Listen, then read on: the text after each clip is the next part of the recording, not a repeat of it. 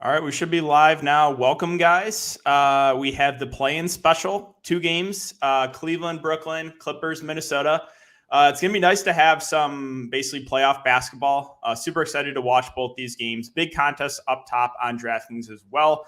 I am here with DFS by Noah. Noah, how you doing, man?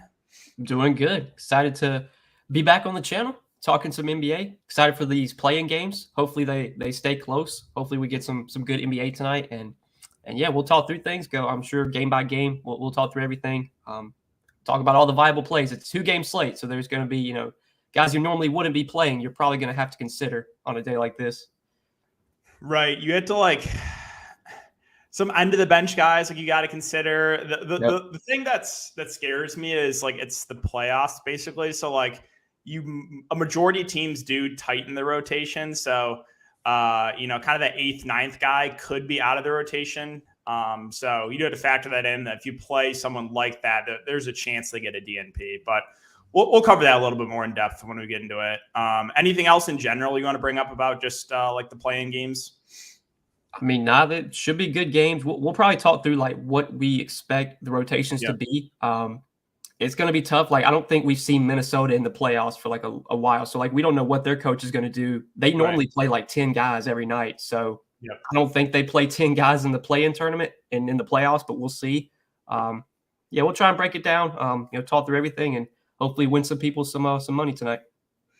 All right, let's do it, guys. Again, if you guys do enjoy these dual streams, just make sure to hit the like button. Follow Noah on Twitter. I have it in the description. Also, make sure to check out his YouTube. It's Dfsbynoah. But all right, so let's start off with the first game here. It's Cleveland and Brooklyn. So right now it's a 228.5 over under. The Nets are 8.5-point favorites. I don't bet on games a lot, but that feels a little bit high. The Brooklyn has not been great. They've been letting bad teams hang in. So I think I like Cleveland with the points. 8.5, I think it's just a little bit too much. But on the Cleveland side, so playoff. So what do you think? Let's start with the rotation. What we think for sure guys are going to play. So I think Garland, Mobley, LeVert, Love, Hartenstein, Okoro is 6. I think Lamar Stevens plays 7. And then probably Rondo gets a little bit of run, 8. Is that who you're expecting to be in the rotation? See, I was thinking maybe Jetty gets minutes. Oh, yeah, Chetty too. Yep. Yeah. So it's I don't know. Yeah, he's the fringe kind of 8-9 guy. The starters will be Garland, LeVert, Okoro, Markkanen, Mobley, and then off the bench, Love, Rondo, I think, Lamar Stevens, I think, Jetty, maybe. At most, they're playing 9 guys. Probably going to condense into 8, if I had to guess. I doubt Moses Brown plays. They'll probably just play Kevin Love as the backup 5. Yep. I doubt anyone else gets minutes. So probably 8, maybe 9-man rotation for Cleveland.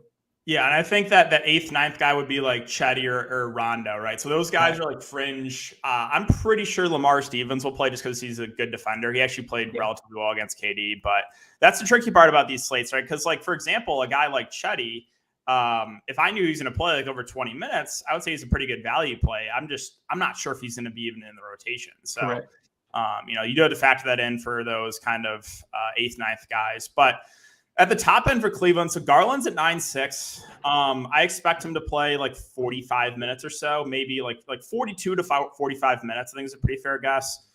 He's going to be their go-to guy. He's obviously going to do a ton of the ball handling, and Brooklyn has just been awful defensively. So I think Garland's a pretty safe play here. You're getting him at a nice discount off of guys like Kyrie and KD.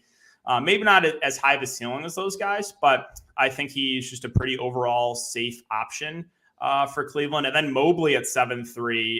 I think he might push for about 40 minutes. Their best defender, their best rim protector, Jarrett Allen's out, kind of not necessarily much fun, but Cleveland obviously wants to win this game. So I expect huge minutes from Garland and Mobley.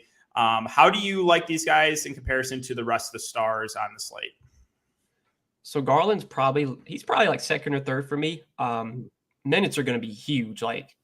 it's not out of the question that these guys play the entire game. I don't think it would happen, but we saw KD, late in the playoffs last year was playing like the entire game. Like these guys can handle 45, 46 minutes if they have to play that much. And I think Garland gets 40 plus. Matchup's pretty good. Like Brooklyn doesn't play much defense. They're probably going to put like Bruce Brown on him, but Garland can win in any matchup. He gets so much usage. He plays so many minutes. He's not as expensive as, KD or Kyrie or Paul George. He's a little bit cheaper than Paul George. So I like Garland quite a bit.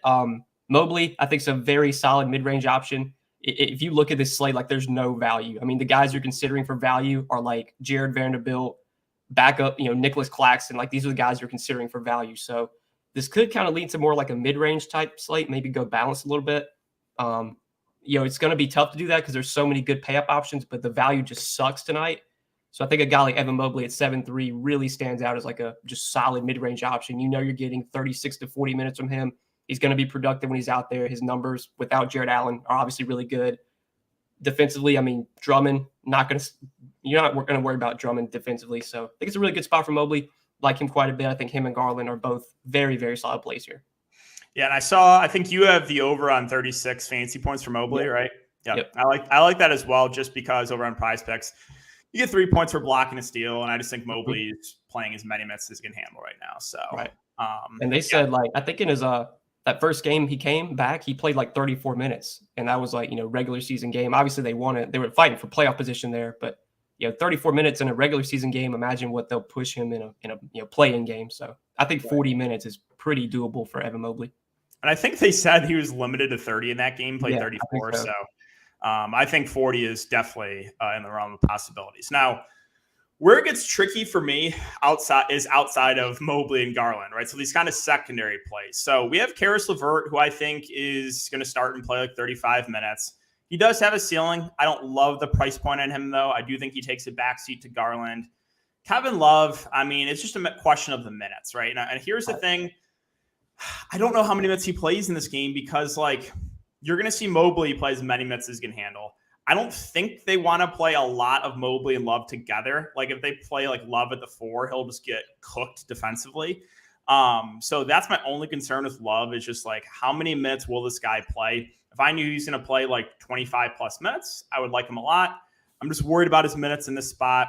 Markkanen's kind of just always there for me. I expect around 30 minutes and probably for him to get me 25 to 30-ish fantasy points. So he's just kind of there. So of those 3 mid-range guys, LeVert, Love, Markkanen, do you have a favorite of that group? I think LeVert's going to be low owned due to the price tag. He's been, super inconsistent playing with Garland. We've seen him post a ceiling, but we've also seen a lot of just mediocre 22, 24-point games. I don't have much of a strong take on LeVert. He's playable. It's a 2-game slate, but I don't feel great about him at that price tag. Kevin Love, I mean, you see what he did last game? 55 DraftKings points in 15 minutes. Record, right? That was almost 4 fantasy points a minute. I mean, that's unreal. He shot 10 for 16, 8 for 11 from 3. He's productive when he's out there, no doubt. It's just, how many minutes does he play, like you said? If he gets 25, 26, I mean, he can go for 40 in 25 minutes. He can get hot from 3. He rebounds when he's out there. The 6K price tag just doesn't make him stand out, but he's one of these guys that on a 2-game slate, would you be surprised if Kevin Love was in the winning lineup? I wouldn't be surprised. And I don't think his ownership's going to be that high either. So I think for the upside, maybe Kevin Love's my favorite there. I think Markkanen's a very safe play. He's going to get 30, 35 minutes. I took his over on Prize Picks, 25 fantasy points. Right. I don't think Markkanen's going for 50 tonight, but I think he's going to get more than 25 fantasy points, which is why I took his over on Prize Picks, just because he's going to play 34, 35 minutes. But I think we're looking at upside and ceiling, which is kind of what you have to look for on a 2-game slate. Kevin Love's probably my favorite guy there. Yeah, I think I agree with you on the ceiling. It's Love. I think the safest bet probably is Markkanen for the price point. So I think we're in agreement on those secondary options. Now, value-wise, again, I don't expect Moses Brown to play. Even if he does, he's too expensive at 4.7. We have Rondo, we have Chetty, we have Okoro, we have Lamar Stevens.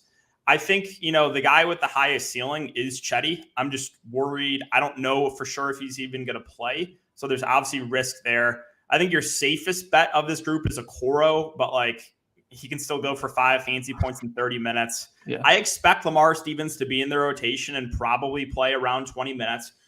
We have seen games where they've closed with Stevens, and he did play pretty well defensively in KD last game or 2 games ago. He only played 15 minutes, but I think he's at least in consideration. But yeah, I think Chetty's the ceiling play. I think the safest play is Okoro. I don't know if Rondo plays enough for me to consider him. And Lamar Stevens, I think, is just kind of there in like 15 to 20 minutes. Do you have any strong takes on these cheap guys? Not much of a strong take. I kind of agree with you there. Okay. When you're looking at like these bench guys, it's just you're kind of throwing darts, hoping to catch lightning in a bottle. Jetty, I think, has the most upside, but does he even get minutes? We have no idea. We'll just have to see. Yeah, so I'm curious I don't think it'll be that popular, but like no. It's at least worth a shot. I don't think I could do it for like single entry playing Chetty. Just because I don't think it's worth the risk to take a 0. But in a large field tournament, if you're making a lot of lineups, I think you can consider him. All right, you ready to move on to Brooklyn? Sure. Okay, so top end guys here: KD, Kyrie. I don't think they're going to be that popular, and I think it's not because obviously they're bad plays, just because of lack of value. So I would not be surprised if you see 48 minutes for both KD and Kyrie. I really wouldn't. We saw it in the playoffs last year. KD played the whole game a couple times. He is, in my opinion, the guy that has the highest ceiling on the slate. He can go for 80 fancy points tonight. Would not be shocked at all. So I think Kevin Durant looks great. It's just a matter of, is there enough value around him that you feel comfortable to get him in there? And then Kyrie, I think, is a pretty good option too. He's going to play huge minutes. I think he has a little bit of a lower floor than KD, but he's also a little bit cheaper. So top end guys, I like them a lot. It's just a matter of, is there enough value to feel confident in those guys? So as far as KD, Kyrie goes, do you have a lean on which one you prefer? Not really. I think Kyrie, just given the savings, normally it's KD for me when I'm choosing between the two, but I think on this slate specifically, with the lack of value, with how tough it is to pay $12K for Durant, I'm kind of leaning Kyrie over KD. But like you said, both these guys are going to play huge minutes. Their roles are going to be great. They dominate the usage when they're out there. It's just a matter of, when you're constructing a lineup, what are you playing to get these guys in? Are you playing Jetty Osman, Isaac Okoro? Like at that point, then I started questioning, are you really like kind of capping your upside playing these fringe value plays that might not even get minutes? But I think both are in play. Both are great options. They're going to play huge minutes. There's nothing negative to say about them. It just comes down to the lack of value and what you can fit with those guys. Right. So it kind of comes down to just like a 2v2, right? So like, would you rather have like a KD and a Okoro versus like D'Angelo Russell and Mobley or something? Right. Like that's where it's like maybe and the a lot of times on 2-game slates, those are what dictates whether you win or lose. It's just how it is. Okay, so mid-range options here for Brooklyn. Drummond's at 6'5". I think he's a good tournament play. I don't know how many minutes he plays. I think it's somewhere between 20 to 30. If he only plays 20, I think you can get away with not having him. If he plays close to that 30-minute mark, obviously he's probably someone you're going to have. It's just a question of like, he's not great on the defensive end. He did play 24 minutes against Cleveland. I like his ceiling, but I think he's a pretty risky play. I think Bruce Brown is going to get a good chunk of ownership here just because of the amount of minutes he's going to play. I think he's your much safer bet. Now, I wouldn't expect 54 and 43 last couple games. I think those are kind of outlier performances, but I do think he's going to be a pretty popular play in Bruce Brown. And then the other cheap plays, Curry and Dragic. Curry, I think, looks decent. He's going to play around 30 minutes. He does have a ceiling. He can get hot behind the three-point land. And then Dragic, they said, so he was originally out and then doubtful and then cleared. And then they said they're unsure about the minutes. I think if like Dragic plays 25 minutes, he's a pretty good value play. But if they're going to kind of cap his minutes, I don't think I'd go there. So Drummond, Brown, Curry, Dragic, who stands out the most here? I think Drummond, for the upside he has, is someone I'm really interested in. I don't think the minutes are guaranteed by any means. They're never guaranteed. You never know what Steve Nash is going to do. But when Drummond does get those 28, 30 minutes, I mean, he can crush. He's a scorer. He's a great rebounder, obviously. He can get defensive stats. You would think they might want him out there for size against Mobley. But then again, Brooklyn's okay playing KD at the 5 if they have to. And that's the one thing that worries me about Drummond. Like, if you told me at the end of the night Drummond played 15, 18 minutes, like I wouldn't be surprised. But the upside's there when he gets the minutes. And on a 2-game slate, like I'm fine taking that risk, hoping that this is the game he plays 28 minutes. So I like Drummond quite a bit. Bruce Brown, like you said, I expect will be very popular. He just kind of fits that, Evan Mobley type of build, mid-range, solid, going to get a lot of minutes. I would definitely temper expectations. Don't expect another 50 bomb from Bruce Brown, but he's going to play huge minutes. They probably want him out there for defensive reasons against Garland. Price tag is okay. Like, I don't think he's a great play at 5,800. But when you look at this slate as a whole and the lack of value, a guy like Bruce Brown, who's going to play 36 minutes at 5,800, does stand out as a pretty solid option. I think if you're playing like cash games, you're probably playing Bruce Brown in cash games for sure. Yeah, I agree with that. Agree with your take on Drummond. I think Drummond's kind of like a Kevin Love-esque play on the slate. Yep. I think those two are pretty similar. Just like if the minutes are there, they'll produce, but no guarantee of the minutes. So Seth Curry, Dragic, I mean, I think they're actually decent value plays. How many minutes do you think Dragic plays? I really don't know, because like if Kyrie's playing 40 plus, how much are they going to play Dragic alongside Kyrie? I don't really know. And the whole like out in, like that's just never a good sign. I think he gets like 15 to 20, but who knows, honestly. Like, I wouldn't be surprised he gets a DNP and Kyrie plays the whole game. Like, I just don't know. I'm not super high on Dragic, but again, there's not much value tonight, and Dragic has shown that if he does get minutes, he can produce. I'm just not confident in the minutes at all. Okay. Cheap end guys. So sub 4 again. I don't expect Aldridge to play. Would be pretty surprised if he does. He hasn't played the last couple of games. I think of like the Claxton, Kessler, Edwards, Patty Mills grouping. Claxton's my favorite. Minutes wise, I think around 20 is a fair guess. There's lack of value, so I do think he is one of the safer values in the board. Kessler, Edwards, Patty Mills, I don't think it's worth it to go to either of them. I would be worried that one of these guys gets a DNP, possibly with Dragic playing. So I don't think I consider Mills or Edwards. I think Claxton is the value play I like the best. What do you think the rotation will be? Like, who do you think plays off the bench? So starting lineup should be Kyrie, KD, Bruce Brown, Drummond, Seth Curry. Yeah, Seth Curry, right. And then off the bench, I think it's Dragic, and I think it's Claxton. And that I'm worried. Yeah, I'm worried about Kessler, Edwards, and Patty Mills. I don't know if either of those guys play. Right. I mean, we've seen Steve Nash be fine playing tight rotations. Yeah. So I think it's a 7-man rotation here. So I think Kessler and Patty Mills might not play. Yep. Okay, so let's move on to the Clippers and Timberwolves game.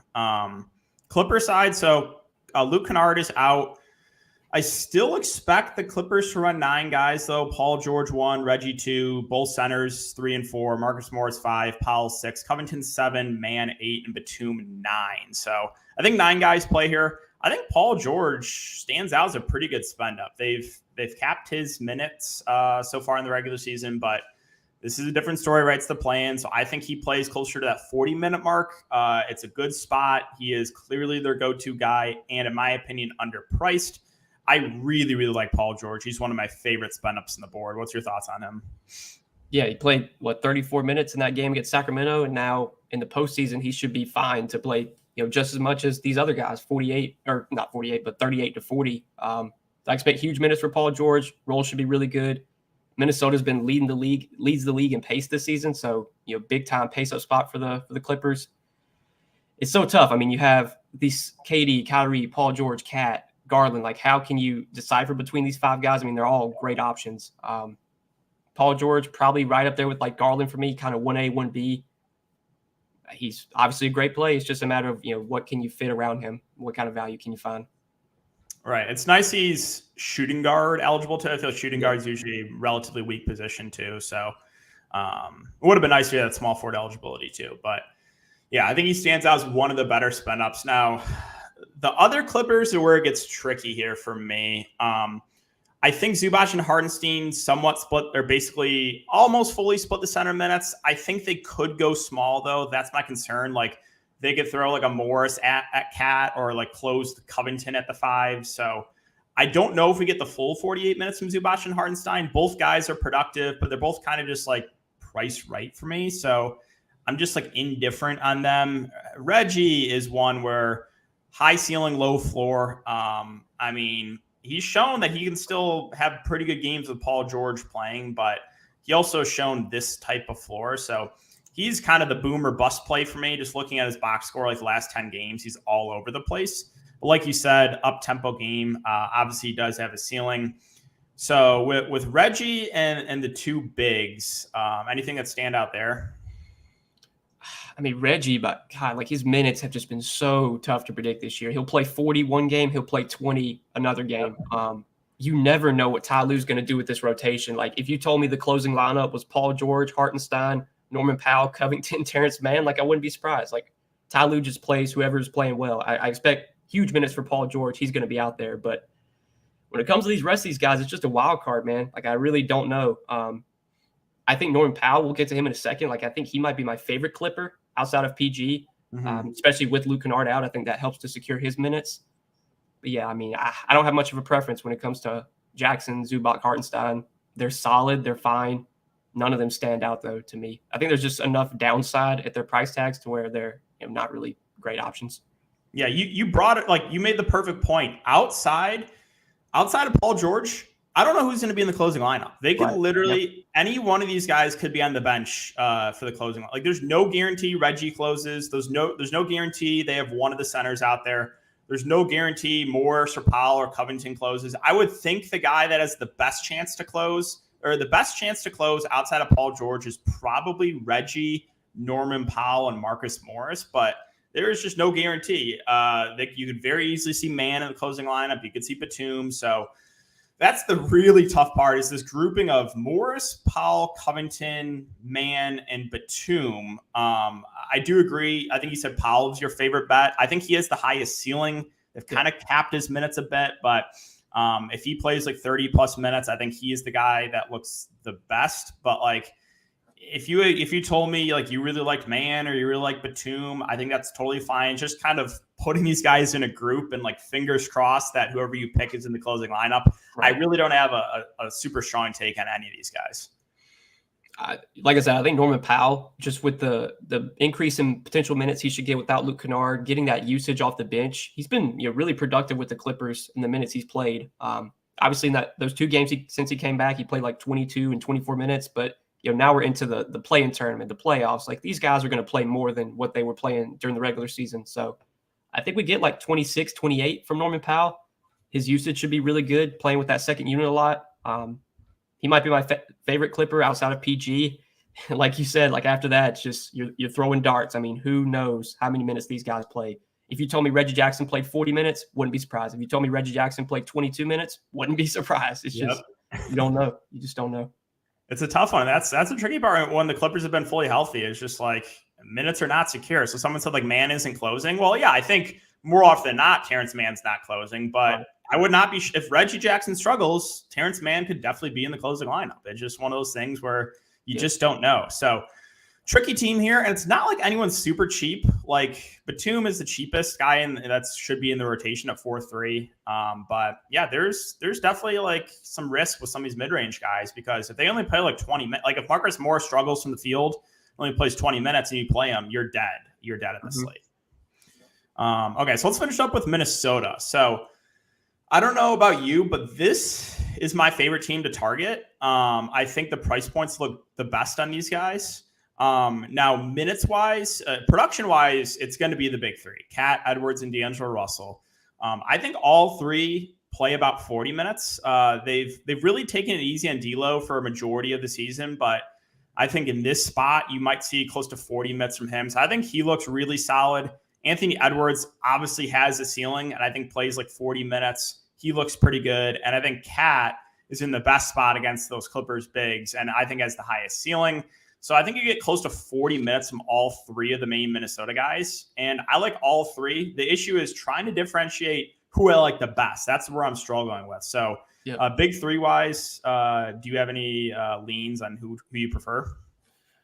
I think the most popular will be D'Angelo Russell. He's another guy that fits into that mid-range category, like with Bruce Brown, with Evan Mobley. 7K, gonna play 35, 36 minutes, I'd assume. We've seen somewhat of a low floor from D'Angelo Russell this year, but still that ceiling is there. If he can get high from three, he can pick up a lot of assists when he's out there. 7K, does feel slightly a little bit too cheap for him, especially when you factor in that, Ant's 8,300, Cat's over 10K. I think Russell might be my favorite of the Minnesota guys. Towns and Edwards, they're both fine too. I definitely would be limiting like how many of these three guys I had in like the same lineup. Like I don't think you're playing all three of them in the same lineup. That just doesn't make any sense. But if you want to play two of the three on a 2-game slate, like I think you could do that. Russell's my favorite, then probably Towns, then Edwards. But again, like all these guys have upside. The price tags are all about right. I think Russell stands out those kind of the most underpriced. Yeah, I think he's probably the easiest to get to. Plus, he has the shooting guard eligibility, but it's tough. It's tough because I think all three have a super high ceiling. So as far as the other like mid-range plays go, we got Pat Beverly, we got Beasley. I think Patrick Beverly makes her a pretty safe play as long as he doesn't get in massive foul trouble or gets ejected. I think he's probably playing 30 to 35 minutes in this game. So I think he's actually a pretty safe play, a guy that can kind of do everything. I think Beasley's a little bit pricey. I don't have interest in Naz Reid because he's not going to play alongside Cat. I'd be shocked if he does. And I think Cat plays as many minutes as he can handle. So I don't think Naz Reid is playable on this one. And then you brought up Vanderbilt a little bit ago. I mean, he's probably going to be one of the most popular value plays, if not the most popular. The thing with Vanderbilt is there's still a chance he only plays like 20 minutes in this game. They can go to McDaniels. They can go a little bit small and throw like Malik Beasley in there. So there's no guarantee, but I think he stands out right now as a pretty safe value play. I just think that possibly you could get away with fading him. So Beverly, Beasley, Vanderbilt, what's your take here? Yeah, like you said, I think Vanderbilt will be very popular just because he's one of the few guys under 4K that is starting and playing at least 18, 20 minutes. I think one of the toughest things to do today is try and guess Minnesota's rotation. Like, what are they going to do? I don't think they play 10 guys like they do during the regular season, but who knows? If they condense their rotation to like 8 guys, that could be good for Vanderbilt. Maybe he gets like 25, 26 minutes. And he's a decent point per minute player. He can score. He can get putbacks. He can block shots. The points per dollar wise, I think he's the best value on the slate. By no means is he just a lock. It's not like he's guaranteed to do well. But when you look at the value options you have, I think he's my favorite, the one I'm most confident in. But after that, I mean, Naz Reid, like you said, he's just going to play the backup 5. Cat might play 40 minutes, which means Naz Reid maybe plays like 8 minutes. I mean, maybe Cat gets in foul trouble. If he does, you might see more Naz Reid, but I don't have much confidence in that. Malik Beasley, I mean, he can get hot off the bench. Like, he's a good scorer. The upside's there if he gets hot. How many minutes does he play? Probably 25 to 28 if I had to guess, but I don't have much confidence in that. And then after that, I mean, I expect Jaden McDaniels to be in the rotation. I think he plays like 20 minutes. He's someone that could maybe take some minutes away from Vanderbilt. So like maybe if you fade Vanderbilt, you could consider a guy like McDaniels. There could be a scenario where McDaniels closes over Vanderbilt. I know McDaniels offers a little bit more spacing. He can shoot, whereas Vanderbilt can't really do that. And then after that, like just Taurean Prince is questionable, which is worth noting. Normally that wouldn't matter at all, but on a 2-game slate, it kind of does matter. I would think if he's out, that just means a few more minutes for McDaniels and Vanderbilt, but who knows? I want to hear your thoughts on like, what do you think the rotation is? Because I don't know. I really don't. Yeah, so if I had to guess right now, even if Taurean Prince plays, I don't think he's in the rotation. I think it's Cat 1, Edwards 2, D'Angelo Russell 3, Beverly 4, Beasley 5, Naz Reid 6, Vanderbilt 7, McDaniels 8, and I think McLaughlin is 9. I think Noel gets axed just because I think you just get more minutes for D'Angelo Russell. I think you get more minutes for Patrick Beverly, and McLaughlin's been playing the backup point. I thought maybe they could stagger Beverly and Russell and just not even play McLaughlin. That's true too. Yeah, I don't know. I don't have a ton of confidence that McLaughlin plays, but if I had to pick one of these like really cheap guards between McLaughlin and Noel, I actually think it's McLaughlin. I would rather take the shot on. Yeah. But I think, one or even both. I would not be shocked if you don't see either and you just see, 8 guys. And so then it could just be the 8 guys that I'm confident will play are Cat, Edwards, Russell, Beverly, Beasley, Reid, Vanderbilt, McDaniels. Those are the 8 I'm confident in. Outside of that, I think probably one more guy plays. And if I had to guess, it would be McLaughlin, but I am not very confident in that. I agree. Yep. So like if you knew that McLaughlin was going to play 15 to 20 minutes, would you have interested in him at 3.1? A little, I guess. He can produce when he's out there. I don't know if he would play it like 20 minutes of McLaughlin. Is that enough to make the optimal lineup? Like probably not. But he would be playable, I guess. I'd still feel better about I think I'd feel better about McDaniels. McDaniels' minutes have been a little bit more secure this year. He's not a great point per player either, but I think out of all the bench guys, maybe outside of Malik Beasley, he's the one I'm most confident in. I'll say that. 3,700. I mean, he's cheap enough that if he plays like 25 minutes, he could hit a couple threes, get a few rebounds, block some shots, grind his way to 24 DraftKings points, which could be enough, especially like if a lot of the stars do well, like if KD goes for 75, if Kyrie has 60, if Garland has 60, you're going to see the optimal lineup have a lot of stars, and then just whatever value play scores like 20 points. That's probably like the optimal build in the end. I don't know if the slate will turn out like that. We'll have to see, but I think a guy like McDaniels is definitely in play for me. Yeah, I like what you brought up too about, we know Vanderbilt's going to be pretty popular. I think, McDaniels is a nice pivot in tournaments. I think he comes in at way less ownership. Right. I think chances of success, obviously Vanderbilt is a better chance of success, but I also think Vanderbilt's going to be like 10 times his own as McDaniels. Like, I don't know, Vanderbilt probably is like 50+%. McDaniels is going to be like 5 to 10% or something. I don't know. Like that's just a guess, but I think he's a nice pivot in tournaments, and I think if Vanderbilt gets limited or gets in foul trouble, I would think it's McDaniels that probably benefits the most. Yep. Okay, so that's basically everything, guys. We try to break down the 2-game slate as best as possible, running through the whole each team and everyone's rotations. But yeah, are you good to stay on, answer some questions for a little? For sure. Okay. So yeah, guys, leave some questions in the chat. We'll be happy to answer some. I'm just going to scroll up to the top and look at stuff. Tommy about the Thunder. I don't know if you saw, I was in really good shape to take down on Sunday, and I had Isaiah Roby. And he didn't play in the second half. So I'd lose my mind, dude. I'd lose my mind. Because he was like 3%, wasn't he?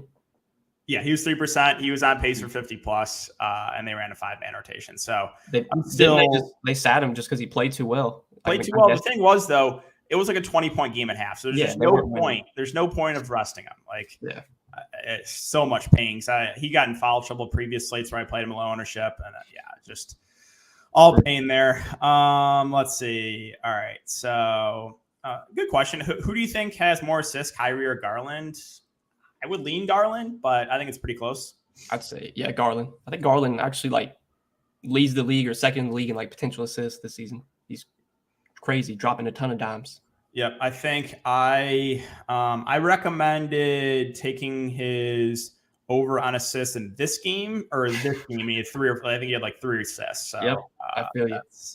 That was pretty painful. But let's see. So Joel said, Bruce Brown coming in at 60%. I mean, I get it, but I also think you could definitely get away with fading a guy like Bruce Brown. Darren asked about the early showdown. Have you looked at that at all? I personally haven't. Cleveland Brooklyn? Yeah. I have not. I really don't even play showdown just during the finals. Okay. Sorry. I have not looked. I've only looked at the late showdown, Darren, so I haven't looked at the early one. Appreciate the love, guys. So it looks like Claxton will be relatively popular too. People are saying he's about 40% right now. Here's one. Shaking up. A guy like Claxton, 18 minutes of Claxton gets 40% ownership just with the lack of value we have.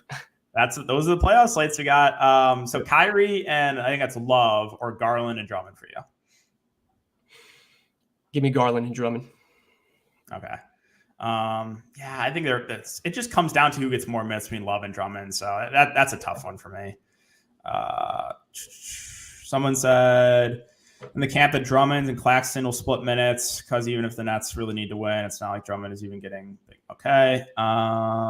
Let's see. So we got I brought this up earlier. We got the minutes monitored. I saw that. That literally means nothing to me. Right. I think he plays 20 to 25 minutes. Steve brought up he likes Paul. Let's see what else. Pat Bev Revenge. I think What's your thoughts on Patrick Beverley today? I mean, I think 5,200's appropriate price tag for him. He is one of those guys that can do a little bit of everything: score, rebound, get assists. I think the minutes will be decent, like 28, 30.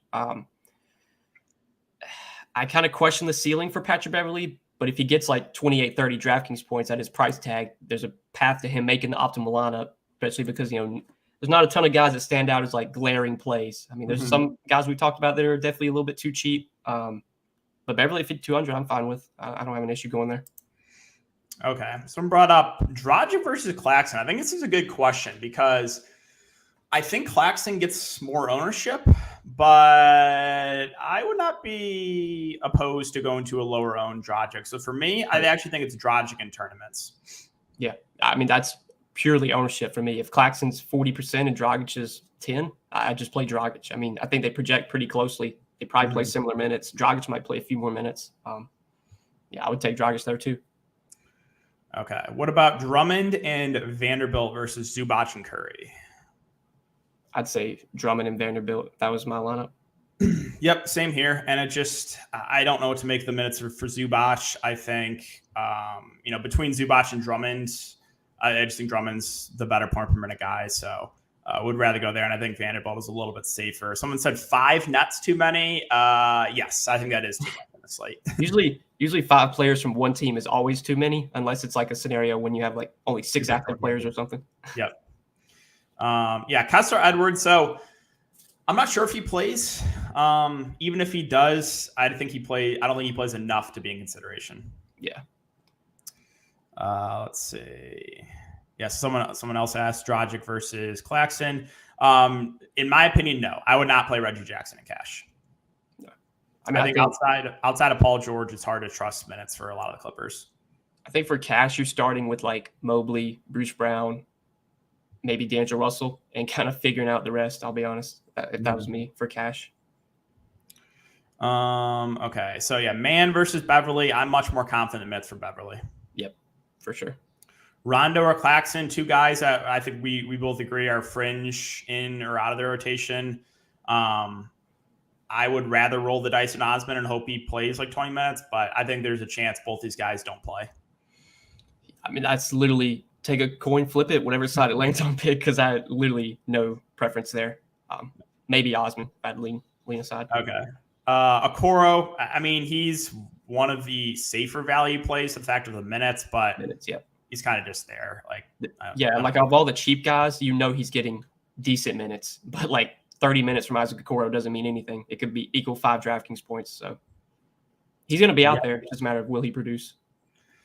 Favorite spend up's a good question. I mean, I think it's really close for me. I'm going to say Paul George for me, but that's not like I'm not saying that with confidence. What about you? Paul George and Darius Garland are kind of like 1A, 1B for me. Okay. Not much of a preference though. I'm curious what the Brooklyn guys' ownership is going to come to, like KD and Kyrie, because if they're going to be like relatively low owned, I might be more inclined to maybe try to get to one of those guys. But do you think like 20% KD, 30%?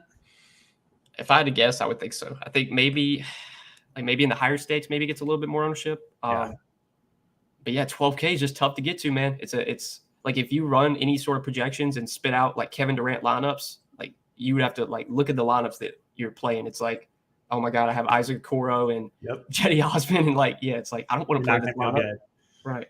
So I think it's tough to pay 12K for Durant. That's going to make him lower owned, I would say. Yeah. So Tommy said lighter on smaller slates. Yeah. So like on a slate like this, I definitely, in my opinion, the end of the season, regular season slates were much bigger edge. A slate like this, I'm not going to go huge, especially in a 2-game slate. So I personally don't think there's like a massive edge on it. Yeah. When the playoffs come, I really scale back my volume. I mean, I still enjoy watching the games, having a sweat, but I'm not betting a ton of money on these 2-game slates, man. It's literally like, I think it comes down to like 2v2s, 3v3s. Basically, it decides whether you win or not. And I just don't want that to be my decision for the night. Yep. Man, more minutes with no Kennard, possibly, but again, we still expect Clippers to play 9 guys, so I just don't love the price point on Man. Mobley, I think we're both in agreement. We like Mobley. I think he plays close to 40 minutes. I think he is too cheap. Correct. Okay, so favorite, I'm guessing that's prize picks besides the Mobley over. So I'll let you go ahead, let them know what your favorite picks are.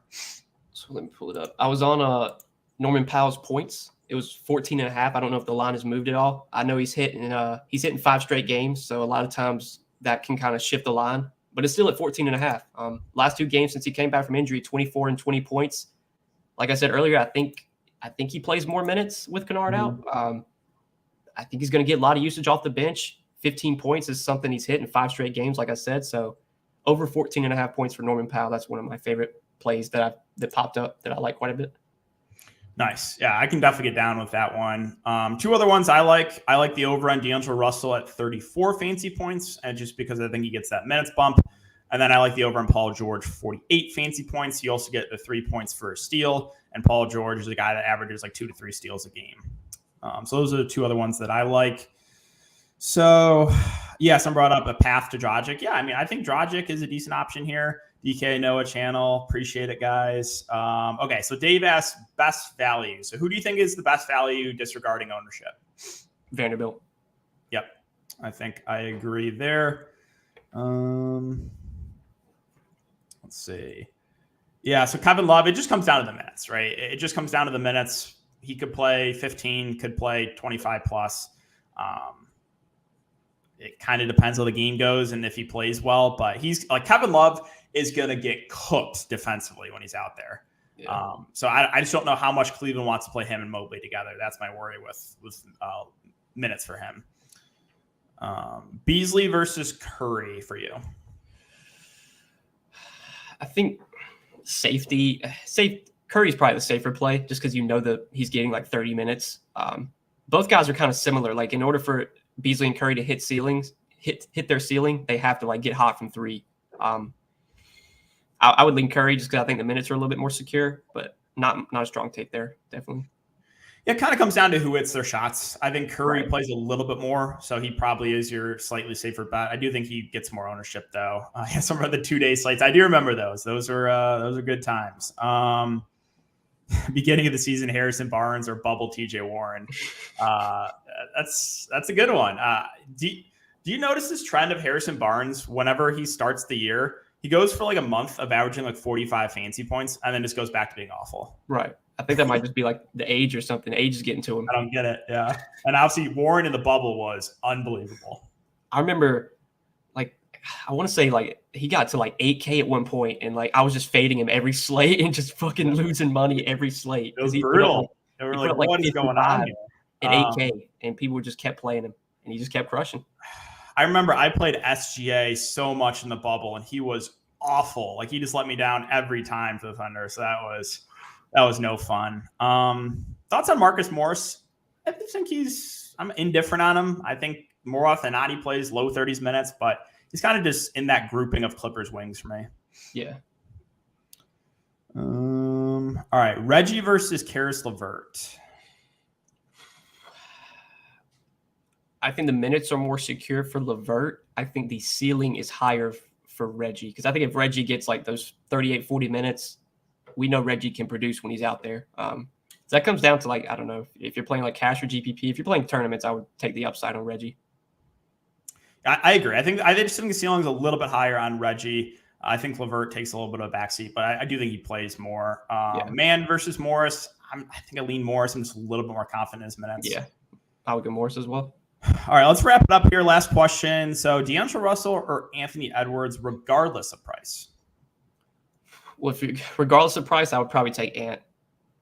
But I think it's very close between those two. Usually when they're closely priced, I would prefer Ant, but given the savings, I lean D'Lo points per dollar. But like you said, regardless of price, just give me Ant, I guess. All right, one more. I'm curious what your thoughts are on this. Can you play Vanderbilt and McDaniels together? I would say probably not, but you never know. Something crazy could happen. You could get cat foul trouble. Maybe they go small. Crazy. Like it's possible it could work, but a majority of the time, I think that's not necessary on the slate.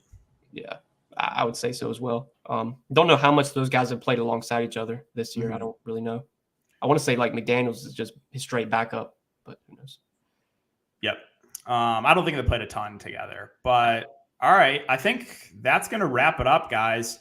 So yeah, if you guys do enjoy the dual streams, just let us know. Again, I love doing these streams with Noah, so happy to do more of these in the future for sure. Just leave a like button if you do enjoy. Make sure to follow Noah on Twitter. I have it linked below, and check out his YouTube as well. So any last minute words, Noah? Thanks for having me on the stream again. Best of luck, everyone. Hopefully we can all win some money tonight. Enjoy the games, and hopefully we'll be back with maybe another stream before the playoffs is over. I'm sure we'll do another one for sure. Definitely, yeah. Maybe when we have like a 4-game slate or something. Yeah. But yeah, I'm excited to watch these games. I think it's gonna be good basketball. Excited to have some basically playoff basketball. So good luck, guys. Enjoy the night, and I'll see you guys back here in the next one.